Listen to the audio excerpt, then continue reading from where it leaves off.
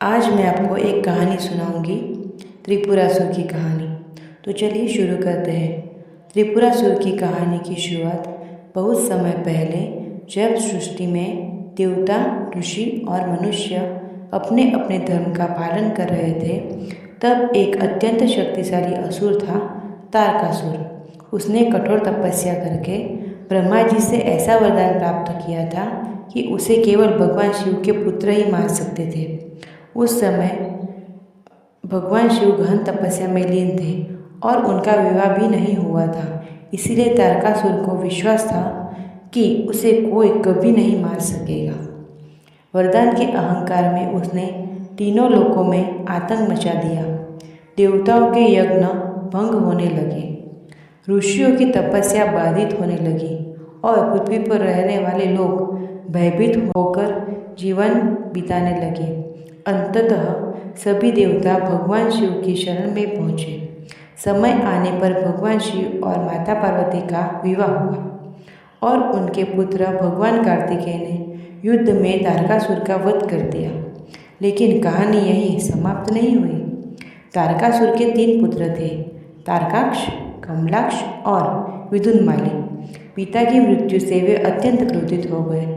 उन्होंने प्रण लिया कि वे अपने पिता की मृत्यु का बदला लेंगे और देवताओं को पराजित कर तीनों लोकों पर अपना अधिकार स्थापित करेंगे।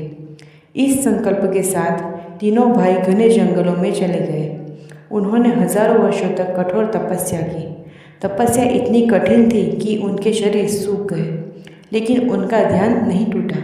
उनकी तपस्या से प्रसन्न होकर अंततः ब्रह्मा जी उनके सामने प्रकट हुए। ब्रह्मा जी ने कहा, वत्सो, मैं तुम्हारी तपस्या से प्रसन्न हूँ, वर मांगो। तीनों भाइयों ने पहले अमर होने का वर मांगा, लेकिन ब्रह्मा जी ने कहा, जो जन्म लेता है उसकी मृत्यु निश्चित है, अमरता का वरदान मैं नहीं दे सकता। तब तीनों ने एक ऐसी योजना बनाई जिससे उन्हें लगभग अजेय बनाया जा सके। जब ब्रह्मा जी ने अमरता का वरदान देने से मना कर दिया, तब तारकाक्ष, कमलाक्ष और विदुन्माली ने आपस में विचार किया। वे जानते थे कि यदि अमरता नहीं मिल सकती तो ऐसा वरदान मांग जाए जिससे उन्हें हराना लगभग असंभव हो जाए। तीनों भाइयों ने हाथ जोड़कर कहा, हे पितामह, हमारे लिए 3 ऐसे अद्भुत नगर बनवाइए जिन पर कोई विजय ना पा सके। एक नगर स्वर्ण का हो, दूसरा रजत का और तीसरा लोहे का। ये तीनों नगर आकाश में स्वतंत्र रूप से घूमते रहे और 1000 वर्षों में केवल एक बार एक सीधी में आए। उसी क्षण यदि कोई एक ही बाण से तीनों नगर का एक साथ विनाश कर दे, तभी हमारी मृत्यु हो। ब्रह्मा जी ने कुछ क्षण विचार किया। उन्हें पता था कि यह कार्य अत्यंत कठिन होगा, इसलिए उन्होंने यह वरदान दे दिया और कहा, तथास्तु। इसके बाद दानवों के महान वास्तुकार मयासुर को बुलाया गया। उसने अपनी अद्भुत कला से 3 दिव्य नगरों का निर्माण किया। पहला नगर शुद्ध सोने का था, जो स्वर्ग के निकट चमकता था। दूसरा नगर चांदी का था, जो अंतरिक्ष में विचरण करता था। तीसरा नगर लोहे का था, जो पृथ्वी के ऊपर अपनी शक्ति का प्रदर्शन करता था। इन तीनों नगर को मिलाकर त्रिपुरा कहा गया और तीनों भाई त्रिपुरासुर के नाम से प्रसिद्ध हो गए। शुरुआत में वे अपने राज्य का संचालन ठीक प्रकार से कर रहे थे, लेकिन धीरे धीरे वरदान और अपार शक्ति का अहंकार उनके मन में भर गया। उन्होंने स्वयं को देवताओं से भी अधिक शक्तिशाली समझना शुरू कर दिया। कुछ ही समय में उन्होंने स्वर्गलोक पर आक्रमण कर दिया। देवराज इंद्र और अन्य देवता उनका सामना नहीं कर सके। त्रिपुरासुर की सेनाएं अंतरिक्ष लोक में भी फैल गई। गंधर्व, यक्ष और सिद्ध भयभीत हो गए। पृथ्वी लोक पर ऋषियों के आश्रम नष्ट किए जाने लगे, यज्ञों में विघ्न डाले जाने लगे और धर्म का पालन करने वाले लोगों पर अत्याचार होने लगे। चारों ओर अधर्म बढ़ने लगा। तीनों लोकों में भय और अराजकता फैल गई।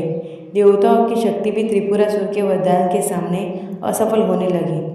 तब सभी देवता, ऋषि और महर्षि एकत्र हुए और उन्होंने निश्चय किया कि अब इस संकट से मुक्ति केवल भगवान शिव ही दिला सकते हैं। सभी देवता कैलाश पर्वत पहुँचे। उन्होंने भगवान शिव के चरणों में प्रणाम किया और विनती की, हे महादेव, त्रिपुरासुर के अत्याचारों से तीनों लोग दुखी हैं, धर्म संकट में है। अब केवल आप ही हमारी रक्षा कर सकते हैं। भगवान शिव ने शांत भाव से सबकी बात सुनी। उनके नेत्रों में करुणा थी, लेकिन साथ ही अधर्म के अंत का संकल्प भी था। देवताओं की प्रार्थना सुनकर भगवान शिव ने कहा, जब अधर्म अपनी सीमा पार कर देता है तब उसका अंत निश्चित होता है। अब समय आ गया है कि त्रिपुरासुर के अत्याचारों का अंत किया जाए। महादेव के यह वचन सुनते ही सभी देवताओं के चेहरों पर आशा लौट आई। ब्रह्मा जी, भगवान विष्णु, इंद्र और सभी देवता युद्ध की तैयारी में जुट गए। यह कोई साधारण युद्ध नहीं था। त्रिपुरासुर को मिला वरदान इतना कठिन था कि उसे केवल उसी क्षण मारा जा सकता था जब उसके तीनों नगर एक सीध में आ जाए, और ऐसा अवसर 1000 वर्षों में केवल एक बार आता था। सभी देवताओं ने मिलकर भगवान शिव के लिए अद्भुत दिव्य रथ तैयार किया। पृथ्वी स्वयं रथ का आधार बनी, सूर्य और चंद्रमा उसके विशाल पहिए बने, मेरु पर्वत धनुष के रूप में स्थापित हुआ, वासुकी नाग धनुष की प्रत्यंचा बने, ब्रह्मा जी रथ के सारथी बने और भगवान विष्णु दिव्य बाण का स्वरूप धारण कर महादेव के हाथों में विराजमान हुए। अग्निदेव ने उस बाण में अग्नि का तेज भरा और वायुदेव ने उसे अद्भुत वेग प्रदान किया। उधर त्रिपुरासुर अपने तीनों नगर में विजय का उत्साह मना रहा था। उसे विश्वास था कि संसार में कोई भी उसका कुछ नहीं बिगाड़ सकता। उसे महलों में नृत्य और संगीत चल रहा था। जब तीनों लोग के प्राणी भय और दुख में जीवन बिता रहे थे, इसी बीच वह दुर्लभ क्षण आया जिसका सभी को 1000 वर्षों से इंतजार था। आकाश में घूमते हुए स्वर्ण, रजत और लोहे के तीनों नगर धीरे धीरे एक ही सिद्ध में आने लगे। देवताओं ने उत्साह से भगवान शिव की ओर देखा। महादेव ने अपनी आंखें बंद कर गहन ध्यान लगाया। पूरा ब्रह्मांड शांत हो गया। समय मानो ठहर गया। जैसे ही तीनों नगर एक सिद्ध में आए, भगवान शिव ने अपने दिव्य धनुष पर एकमात्र बाण चढ़ाया। अगले ही क्षण महादेव ने हर हर महादेव का घोष करते हुए वह दिव्य बाण छोड़ दिया। बाण बिजली की गति से आकाश को चीरता हुआ आगे बढ़ा। उसके तेज से दिशाओं प्रकाशमय हो उठी। देखते ही देखते उस एक ही बाण ने स्वर्ण, रजत और लोहे तीनों नगर को एक साथ भेद दिया। भीषण अग्नि की लपटें उठी। त्रिपुरा के तीनों नगर जलने लगे। त्रिपुरासुर और उसकी विशाल सेना उस दिव्य अग्नि में भस्म हो गई।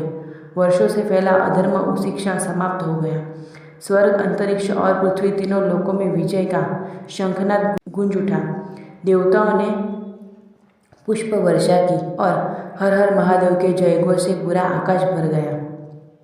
त्रिपुरासुर का अंत, भगवान शिव की विजय और कथा का संदेश।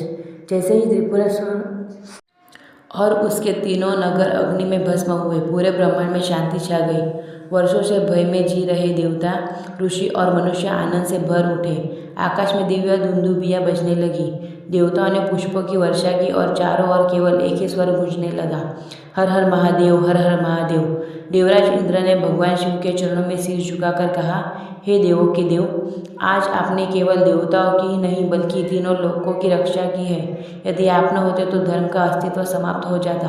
भगवान विष्णु मुस्कुराए और बोले, जब जब अधर्म बढ़ता है तब तब भगवान शिव धर्म की रक्षा के लिए स्वयं आगे आते हैं। आज संसार ने उनकी अनंत शक्ति का एक और रूप देखा। ब्रह्मा जी ने भी भगवान शिव की स्तुति करते हुए कहा, महादेव, आपने अपने एक ही बाण से तीनों नगरों की विनाश कर दिया। आज से आप त्रिपुरारी और त्रिपुरा के नाम से समस्त संसार में पूजे जाएंगे। भगवान शिव ने शांत स्वर में उत्तर दिया, मुझे किसी विजय का अभिमान नहीं। मेरा उद्देश्य केवल धर्म की रक्षा और निर्दोषों की सुरक्षा है। जो शक्ति अहंकार में बदल जाए उसका अंत निश्चित है। इसके बाद तीनों लोक में फिर से धर्म की स्थापना हुई। ऋषियों के यज्ञ पुनः आरंभ हुए। देवताओं ने अपने अपने कर्तव्यों का पालन करना शुरू किया और पृथ्वी पर रहने वाले लोग भयमुक्त होकर जीवन जीने लगे। चारों ओर सुख, शांति और समृद्धि फैल गई। तब से भगवान शिव को त्रिपुर विजय के नाम से स्मरण किया जाता है।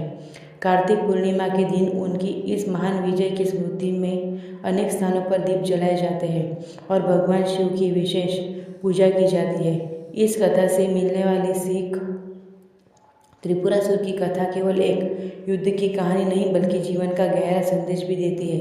यह सिखाती है कि शक्ति तभी तक शुभ है जब तक उसके साथ विनम्रता और धर्म जुड़े हो। अहंकार, अन्याय और अत्याचार चाहे कितने ही बड़े क्यों न हो जाए, उनका अंत निश्चित है। सत्य, धर्म और ईश्वर की कृपा अंततः हमेशा विजय दिलाती है। यही कारण है कि आज भी करोड़ों भक्त श्रद्धा से कहते हैं, हर हर महादेव, ओम नमः शिवाय, जय त्रिपुरारी महादेव। और अगर आपको ये वीडियो पसंद आया हो तो इस वीडियो को लाइक, शेयर एंड सब्सक्राइब जरूर से